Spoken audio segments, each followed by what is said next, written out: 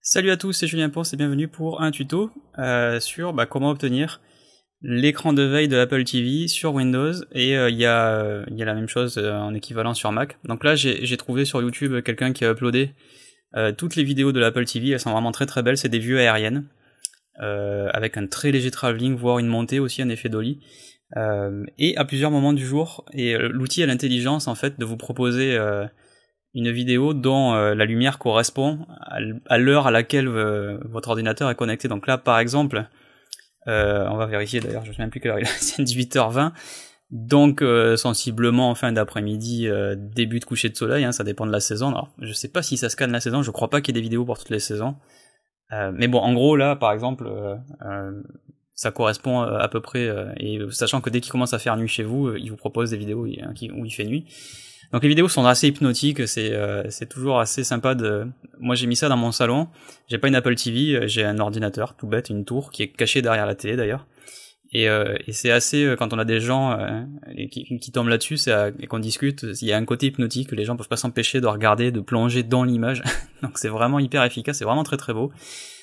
Sauf que bon, l'Apple TV, moi j'ai un PC branché, donc je peux jouer, je peux regarder des vidéos, toute la souplesse d'une machine, on va pas dire PC ou Mac, on s'en fout, mais toute la souplesse d'un vrai ordinateur pour le salon. Donc j'ai aucune utilité d'une Apple TV qui est quand même très contraignante, même si je sais que ça peut être bien pour certains usages. Et donc autant avoir le beurre à l'argent du beurre et avoir les très belles vidéos d'économiseurs d'écran, qui économisent pas du tout l'écran d'ailleurs, mais bref, sur Windows. Donc c'est hyper simple, en fait ça s'appelle iReal ce machin là, j'ai tapé iReal Windows, je suis tombé sur ce GitHub, dont je mettrai l'adresse évidemment dans la description. Vous allez télécharger un fichier zip. Ce fichier zip en fait il va contenir un fichier SR, un fichier exe. Donc le fichier exe c'est tout bêtement une fenêtre, le programme qui va s'ouvrir, et puis voilà, c'est avec les vidéos qui tournent. Donc si vous avez besoin de l'exe pour ne pas le lancer en tant qu'écran de veille, pour juste le lancer n'importe où, n'importe comment, c'est possible. Et il y a le SCR qui lui par contre est donc l'écran de veille, et qu'il faut mettre dans le dossier d'installation de Windows. En l'occurrence c'est .windows si vous l'avez laissé installer par défaut. Dans 99% des cas les gens le laissent sur le disque C, mais bon, si vous avez installé Windows sur un autre disque, une autre lettre que C, j'imagine que vous savez ce que vous avez fait, que donc vous vous adapterez. Donc une fois que ça c'est fait, c'est vraiment hyper simple. Dans le menu départ on va taper veille, et on a modifié l'écran de veille, et là-dedans dans la liste déroulante on va choisir iReal, on va choisir au bout de combien de temps évidemment il va se lancer, et puis on va mettre aperçu, et il va streamer évidemment les vidéos. Alors en plus là j'ai de la chance, ça retombé sur le Golden Gate il me semble, à San Francisco j'imagine. Donc là c'est les versions 1080p, si je mets dans paramètres, on voit que on peut, si vous avez plusieurs moniteurs connectés, vous pouvez mettre une vidéo différente sur chaque, et il y a l'endroit où il y a le cache, c'est-à-dire l'endroit où les vidéos qui ont déjà été téléchargées ne vont pas se retélécharger, c'est-à-dire c'est un cache quoi. Donc évidemment il faut être connecté à internet, une fois qu'elle est téléchargée vous ne la retéléchargerez pas. Je sais pas combien ça pèse, pas très lourd, peut-être une paire de gigas en 1080p, elles sont quand même un peu compressées malheureusement.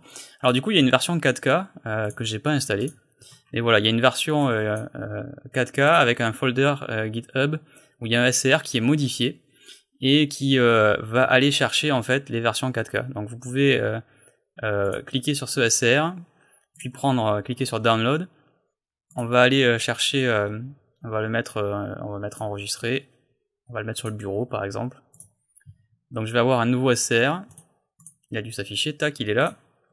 On va le glisser dans Windows. Alors je crois qu'il est temporaire parce que c'est pas une version stable, si mes souvenirs sont bons, je suis pas sûr que ce soit stable.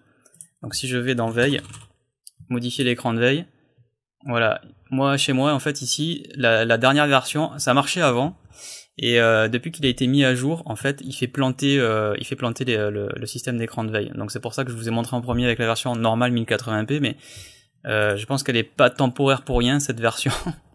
Donc malheureusement pour l'instant ça plante un petit peu. Donc voilà, il y a marqué c'est pas encore supporté dans le programme actuel, dans sa version actuelle. Donc ils ont juste remplacé par les versions 4K, mais ça, chez moi ça me fait planter le truc. Donc si jamais vous vous voulez essayer que ça fait planter. Donc évidemment, quand vous allez fermer ici la fenêtre, on va pouvoir lui dire de fermer le programme, ok. Et après, vous avez des alertes de sécurité, j'imagine parce que il essaye de télécharger les vidéos sur un serveur qui n'a pas de qui n'est pas un HTTPS, et du coup, le serveur de multimédia de Windows, la sous-couche qui affiche les vidéos en tant qu'écran de veille, s'alerte un petit peu de l'absence de certificat. Bon, bref, on va pas rentrer dans les détails, mais en gros, vous faites un fin de tâche, et voilà.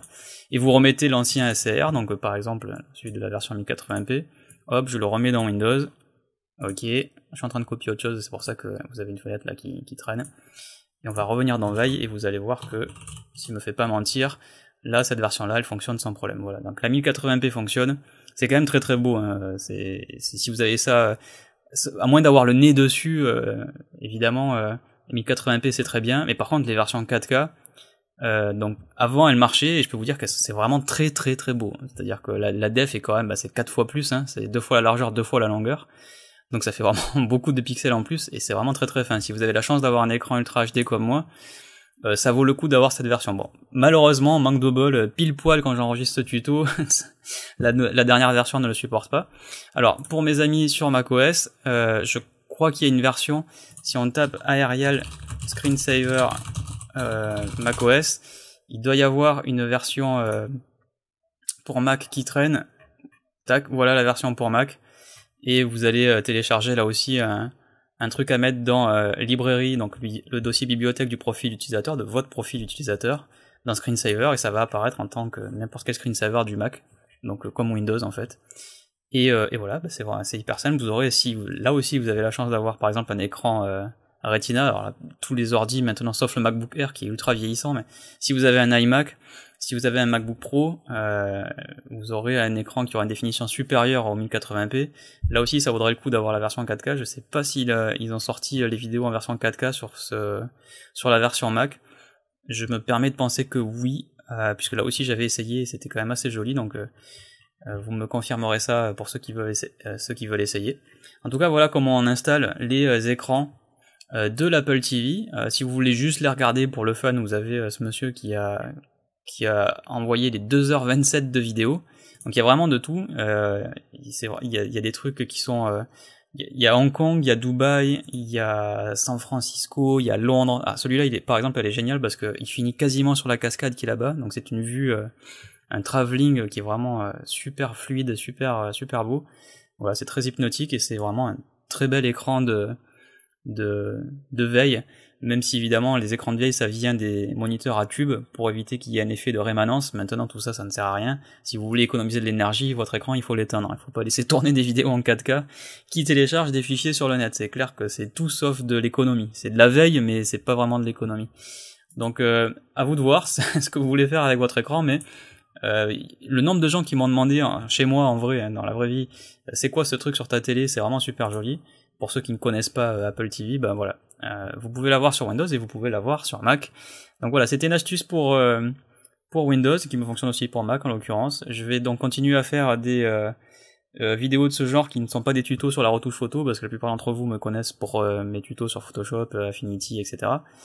Et je vais ranger ça dans la playlist Carnet du Geek qui était la playlist dans laquelle je mettais mes trucs sur la Macintosh. Il n'est pas interdit que je refasse des trucs sur la Macintosh puisque je travaille avec, j'ai plusieurs machines chez moi, dont une là qui est récente et qui se prête très bien à Macintosh. J'ai pas encore le temps de m'y mettre, mais je pense que ça vous intéresse et donc que je le ferai.